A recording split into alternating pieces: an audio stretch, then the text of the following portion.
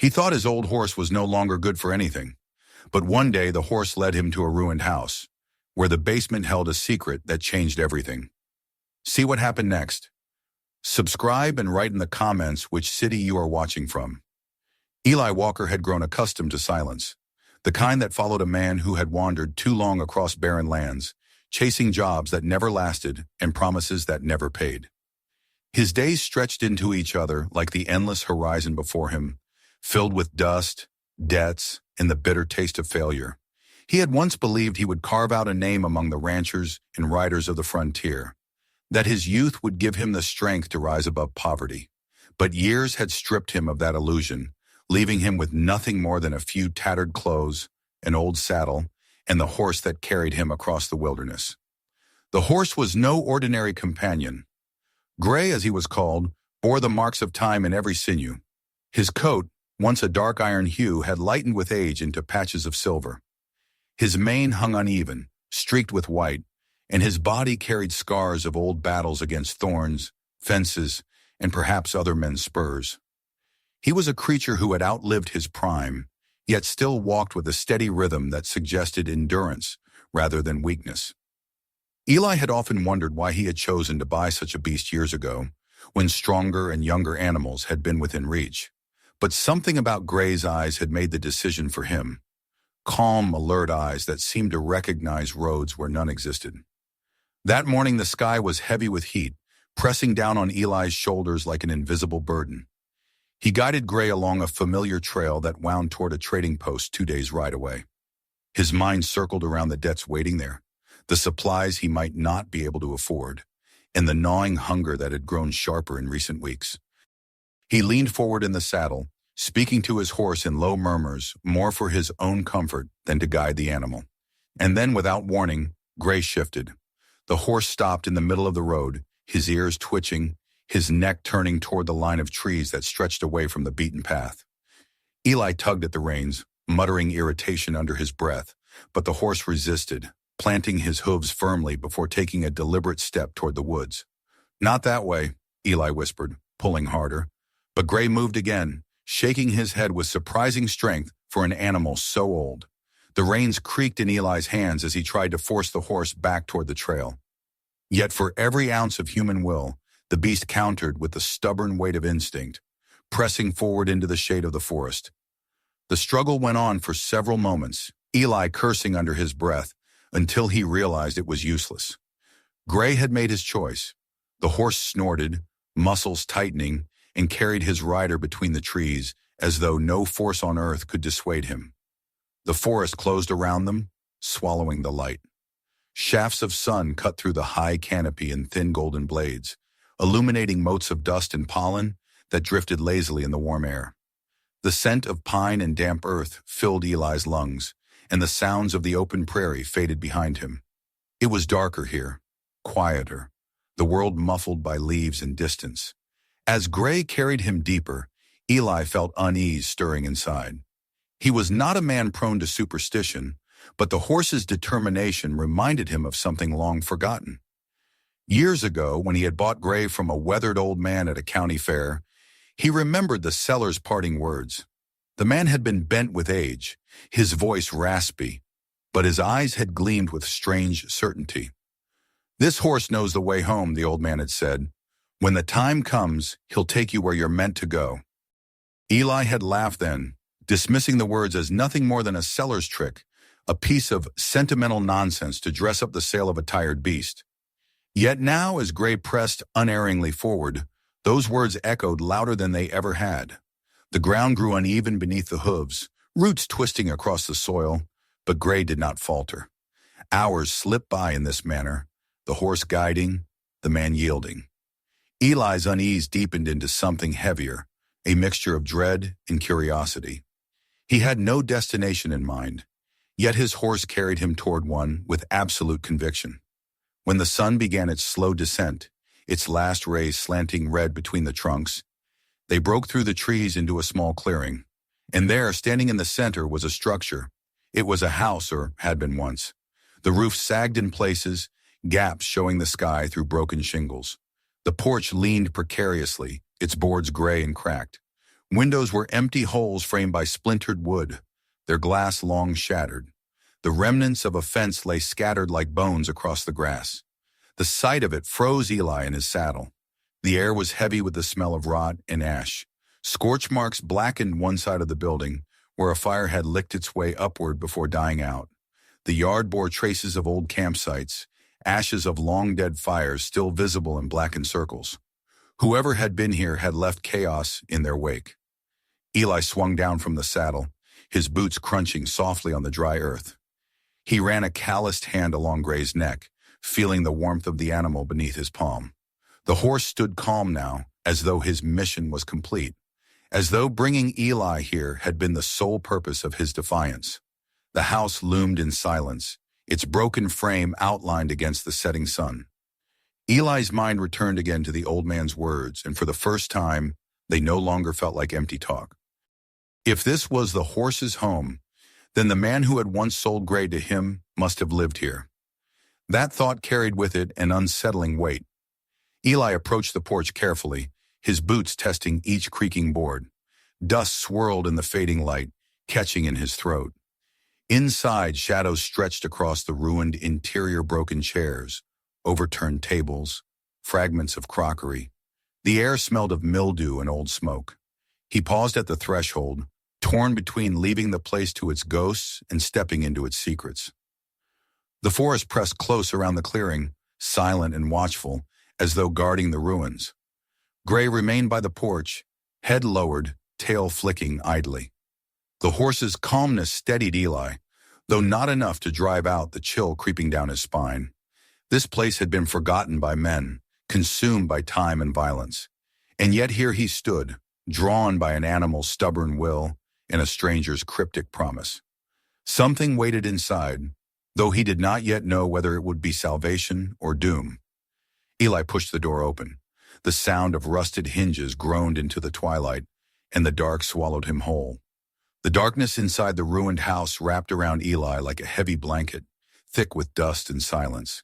His boots pressed against warped boards that groaned under his weight, and the smell of damp wood mingled with the sour tang of smoke that still lingered after who knew how many seasons. He paused just past the threshold, waiting for his eyes to adjust. Shadows stretched in every corner, and what little light filtered in through the broken windows revealed fragments of a life long abandoned. A table lay overturned against one wall, its legs snapped and splintered as if kicked in a rage. Shards of glass and pottery littered the floor in scattered heaps. Bullet holes scarred the plaster, their black mouths staring at him like warnings left behind by violence. Eli took a cautious step forward, the boards creaking beneath him, and let his gaze drift from object to object. It was clear the house had been ransacked years ago. Whoever had lived here once had either fled in haste or had been forced out, and others had come after to pick the bones of what remained. Cabinets gaped open and empty, shelves hung crooked without their contents, and the hearth, though solid, was cold, bearing only the ashes of its last fire smudged across the stones. Yet for all the ruin, Eli felt that something had been overlooked. There was a sense beneath the decay, something intact and waiting, as though the house itself had more to reveal if only he pressed deeper. He moved slowly from room to room, his fingers brushing along the walls, feeling the grooves and scars carved by years of use and years of neglect. A bedroom lay in shambles, the frame of a bed collapsed upon itself, the mattress long since torn apart by vermin. In the corner of another room, a rocking chair stood upright, untouched, facing the broken window as if waiting for someone to return and sit in it once more. Eli's steps echoed in the emptiness, each sound unnervingly loud. When he came to the main room again, his eyes fell on the floor. Amid the chaos of debris, something seemed out of place. Several boards near the center were set tighter than the rest, their edges less warped, as though they had been disturbed more recently. Kneeling down, Eli ran his calloused hand across them, pressing lightly until he felt a faint give beneath his palm. The boards shifted ever so slightly. His heart quickened. He pulled at the edges with his fingers, and the wood lifted with surprising ease. Beneath lay a hatch, its iron hinges dull with rust but still intact, a square of darkness gaping in the dim light. The air that rose from below was dry and cool, carrying with it the faint scent of oil and earth. Eli hesitated, staring down into the black opening. The looters who had wrecked the house had missed this. Perhaps they had never noticed it, or perhaps they had not cared to check. Whatever the reason, the space below had remained untouched.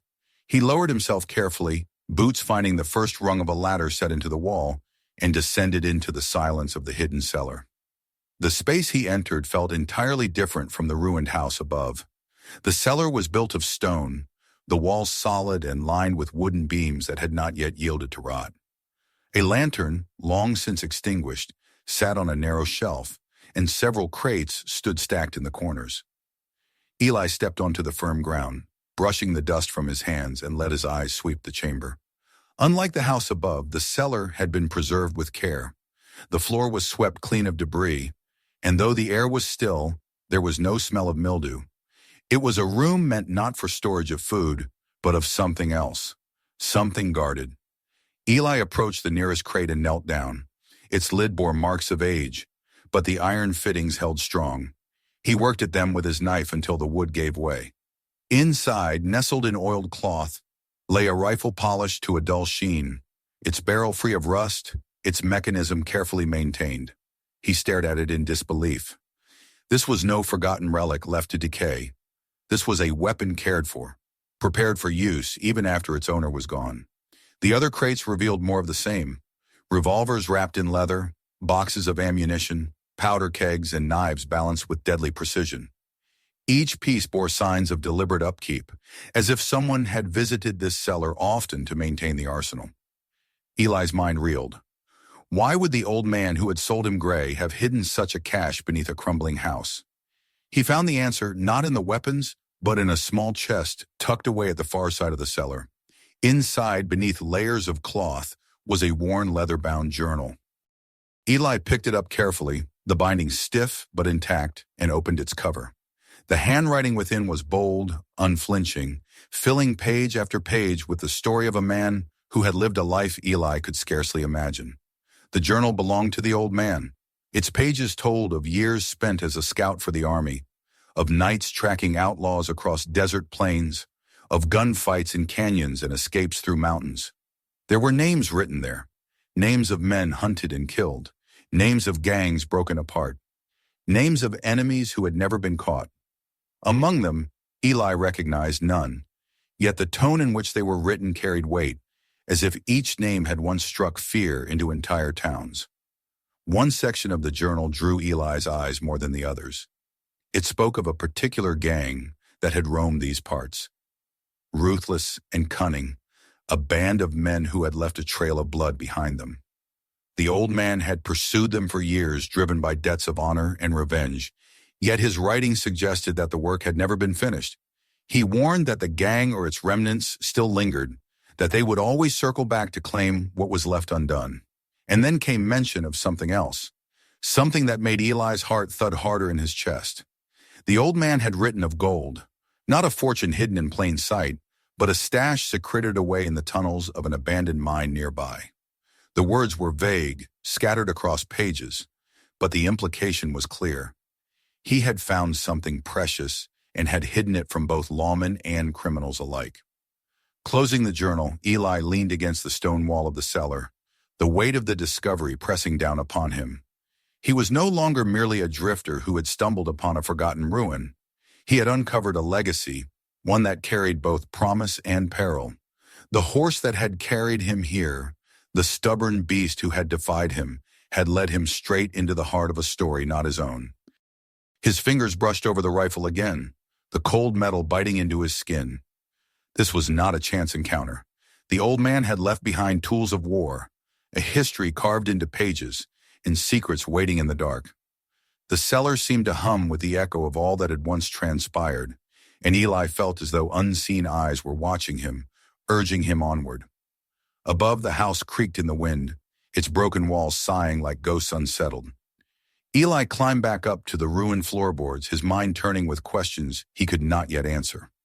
Why had the horse led him here now? Why had the old man entrusted such a legacy to no one? And most pressing of all, what danger still lingered, waiting for any fool who stumbled across this place? He stepped outside into the cooling air of evening. The forest was hushed, the sky dimming into shades of violet and gold as the sun sank lower. Gray stood near the porch, his head lowered, tail flicking lazily, as if satisfied with where he had brought his rider. Eli walked over and rested his hand on the horse's mane, feeling the strength beneath the aged hide. The answers, he realized, would not come easily. But he knew with the same certainty he had felt when he first laid eyes on Gray, that the journey had only begun. The traces of the past were not dead, and the weapons and words in the cellar were not relics, but warnings. Somewhere in the shadows of the forest, perhaps even closer than he wished to believe, the old man's enemies might still be searching. Night began to fall, and Eli felt a shiver crawl up his spine. The world had shifted beneath his feet. What lay hidden in that cellar was more than he had ever asked for, and he had no choice now but to decide what to do with it. The night deepened around the broken house, and Eli sat near the cellar hatch with the journal open across his knees. The lantern he had found below was now lit, its glow stretching thin across the ruined floorboards, painting the walls in flickering amber. Each page he turned spoke with the voice of the old man, words scratched in a hand that had known both precision and violence. The writing carried a certainty Eli had rarely seen, the kind of conviction born not of theory, but of lived experience, carved by survival and blood. As the minutes passed, his mind absorbed more than stories of hunts and battles. Between the lines, he began to see the shape of something larger, unfinished business that had lingered like smoke in these woods for years. He closed the book with a heavy thud and leaned back against the cold wall. His pulse still raced with the discovery of the weapons, the maps, and the cryptic warnings. But the silence outside weighed even more heavily. The forest beyond the shattered windows seemed too still, as though holding its breath. He lifted his head, straining to hear past the crackle of the lantern. At first there was nothing. Then faintly he caught it, a sound distant but distinct, like drums hidden beneath the earth. No, not drums, hoofbeats, faint against the forest floor, steady and deliberate. Eli's hand went instinctively to the revolver he had taken from the cellar. He rose quietly, moving to one of the empty windows, and peered into the night. The trees stood black against the moonlight, branches swaying slightly in the wind, shadows playing tricks with his eyes.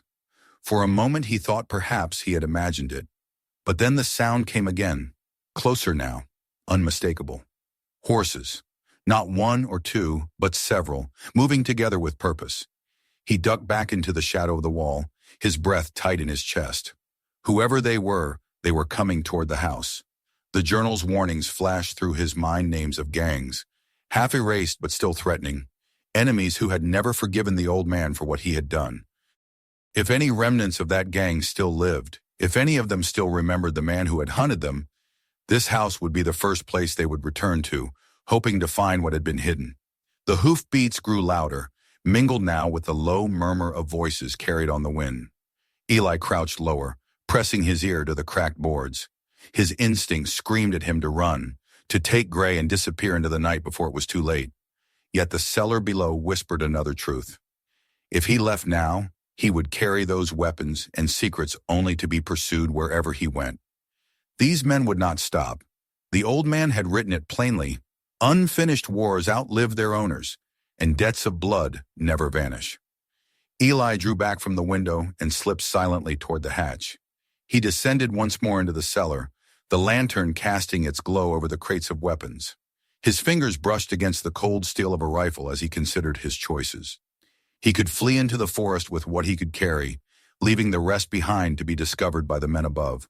Or he could prepare, take a stand, and perhaps end the threat that had shadowed this place for years. His heart hammered with indecision, yet a part of him already knew the truth. Running would not free him. Running would only delay the inevitable. The hoofbeats stopped outside. Through the cracks in the floorboards, Eli heard boots striking the ground, heavy and purposeful. He froze, every muscle tense. Voices followed, rough and confident, men speaking to each other as they dismounted. Their words carried through the night like blades. "There it is," one said, his tone low and certain. "The place hasn't fallen yet. Told you he kept something here." Another voice answered, gruff and mocking. Looks like a ruin to me.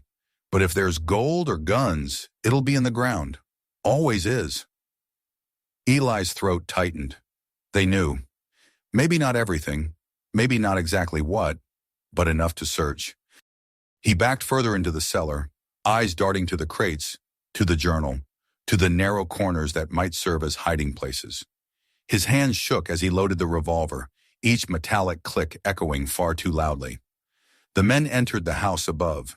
Their boots rang hollow on the boards, scraping across broken furniture, knocking over what little remained. One of them laughed, a sound too loud in the dead quiet. Old man's been gone a while, but I can smell it. Something's here. Eli clenched his jaw.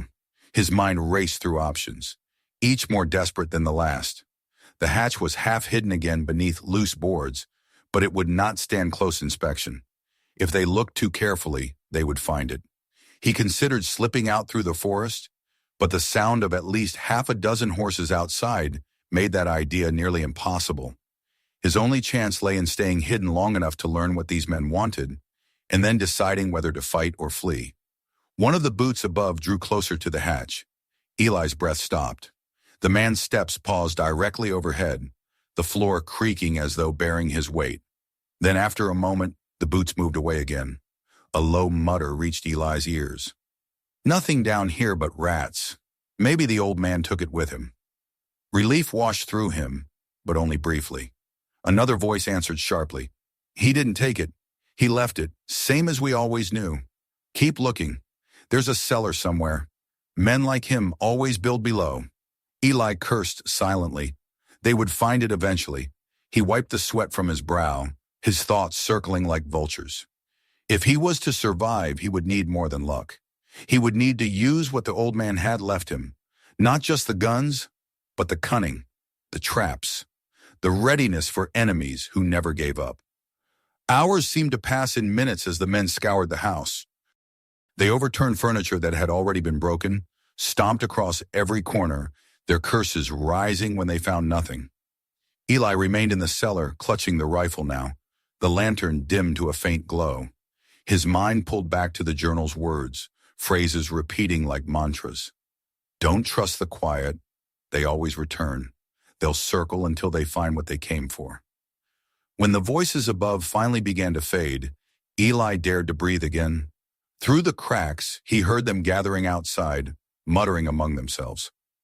One swore loudly, another spat into the dirt.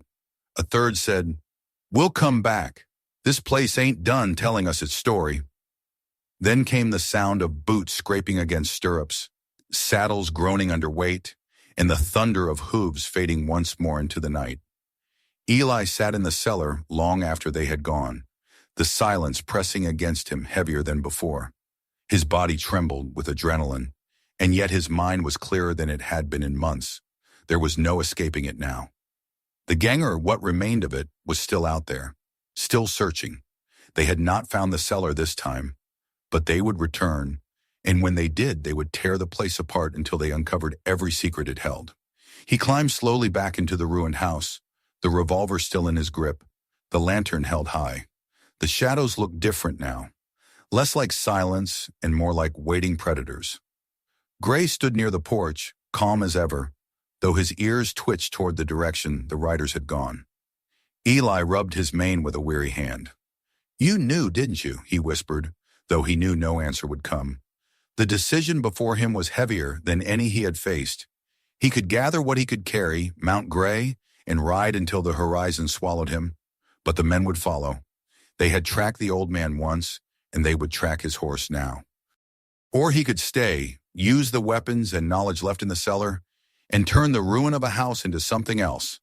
A battleground, a trap, a place where shadows met their end.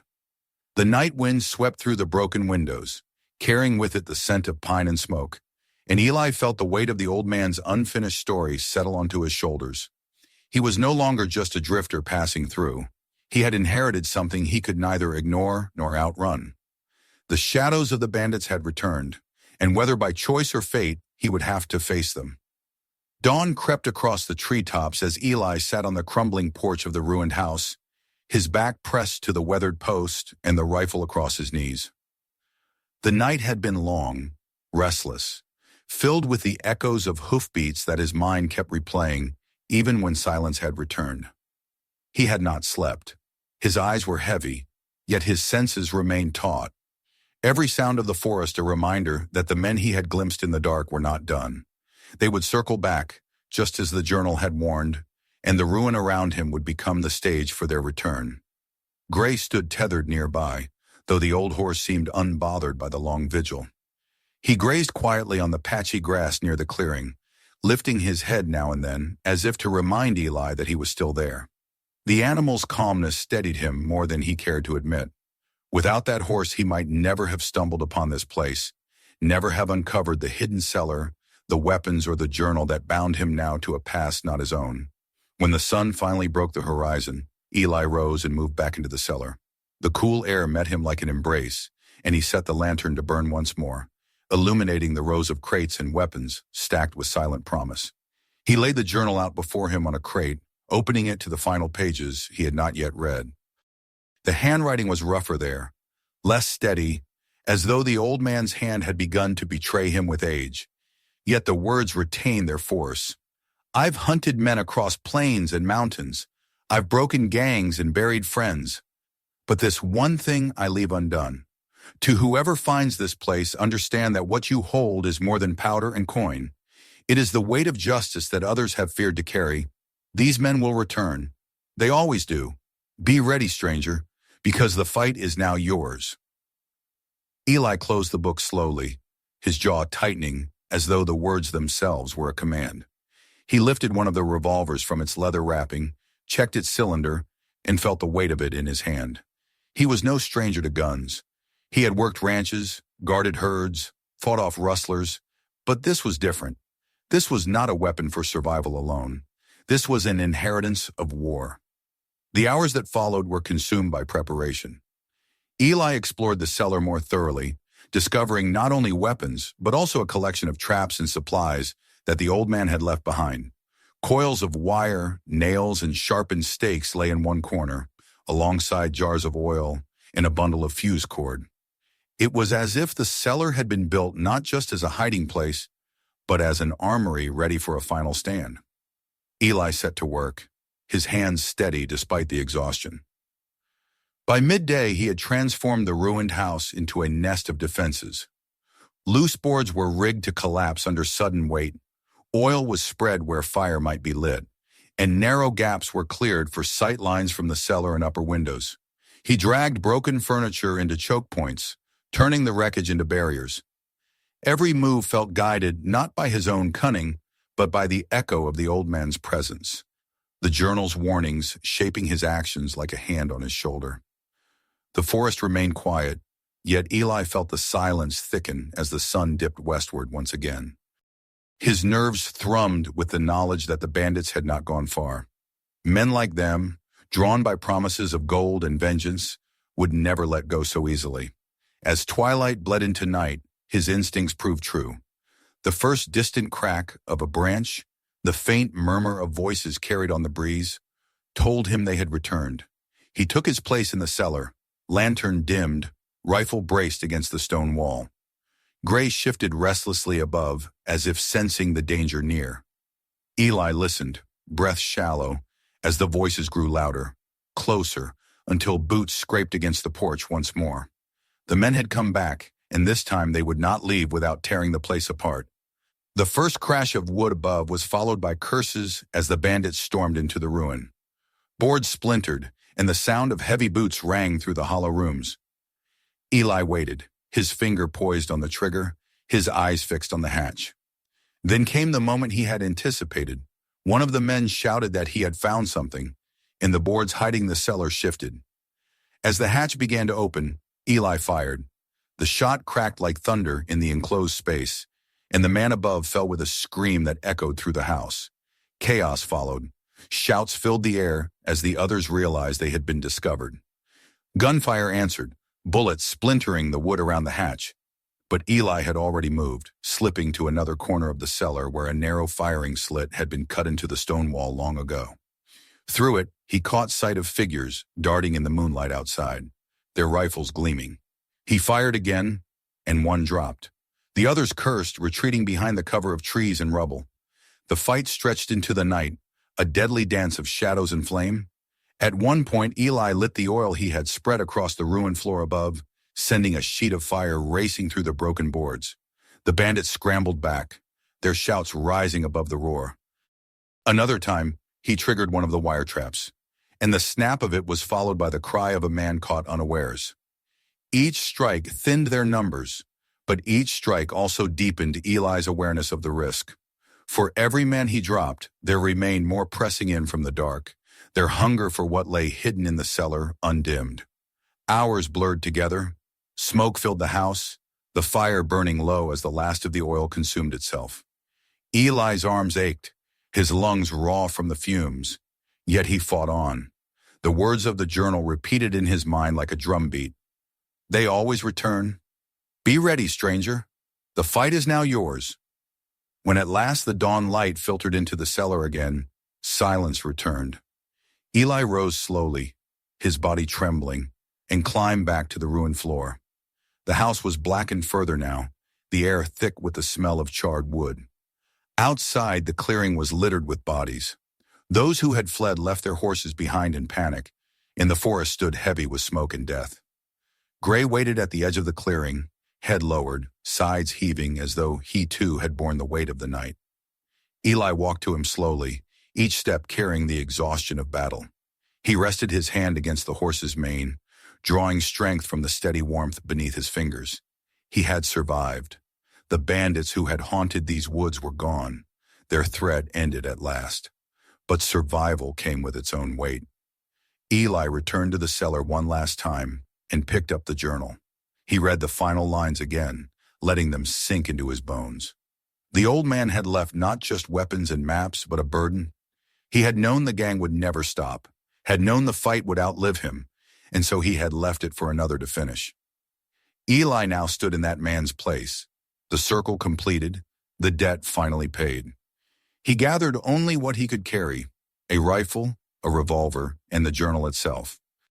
The crates of weapons he left behind, hidden once more in the cellar, covered by the boards of the ruined floor. The gold mentioned in the journal, if it still lay buried in the mine, could remain there. Eli wanted no part of it. He had seen enough men die for the promise of wealth that cursed more than it blessed. When he stepped into the clearing again, the sun had risen higher, burning away the mist. Gray shifted beneath him as Eli mounted, the horse's gait steady despite his years. They turned from the house without looking back, the ruins shrinking behind them as they rode into the forest. The past was buried there, in the cellar and in the ashes of battle, but its legacy rode with Eli still. He did not know where the road ahead would lead, perhaps to new dangers, perhaps to peace, perhaps only to more dust and loneliness. But he carried something now he had not carried before, the knowledge that a man's choices echo beyond his own years, that debts of honor and justice can pass from one hand to another like torches in the dark. The old man's fight was done, and Eli's had just begun. As the forest closed around them and the light of the morning grew stronger, Eli Walker felt the weight of silence settle at last into something almost like calm. The shadows had been faced, the ghosts of the old man lay to rest, and though the road ahead was uncertain, he knew that Gray would carry him true. Somewhere in the distance, the world waited, and for the first time in many years, Eli was ready to meet it. If you enjoyed this story, make sure to subscribe so you never miss the next one. Take a moment to watch our other videos for more unforgettable tales still to come. And please share this video with your friends and family. Some stories are too powerful to keep to yourself.